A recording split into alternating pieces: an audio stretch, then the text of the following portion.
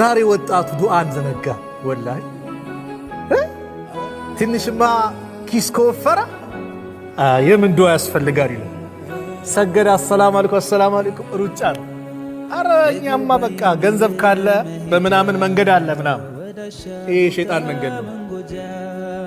ገንዘቡን የለገሰው ማን ነው? የሚወስደውስ ማን ነው? አላህ ነው። ቃሩንን አታው? ቃሩን አላህ ሰጠው። ሀብቱ እኮ ልዩ ነበር። በፊራውን ዘመን የነበረው ቃሩን። ተው አትኩራራ፣ በዚህ በሰጠህ አኼራን ፈልግበት፣ ሰደቃ አውጣበት ሲባል አረ እኔ እኮ በእውቀት የተሰጠሁት ነው፣ ለፍቼ ደክሜ ያመጣሁት ነው ይላል። አንዳንድ ሰው ሱብሃንአላህ ምንም ያልነበረው ሰው አላህ ክፍትፍት ሲያደርግለት ትላንት ማንነቱን ይረሳል። አላህ እንደለገሰው ይረሳል። ከዛ ምን ይላል?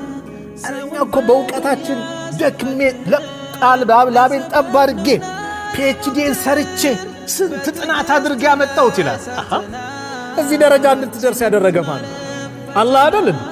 ስለዚህ ሊመሰገን የሚገባው ማን ነው? አላህ ነው። ርዝቅ ሲመጣ አላህ ዘንድ መቅረብ ነው።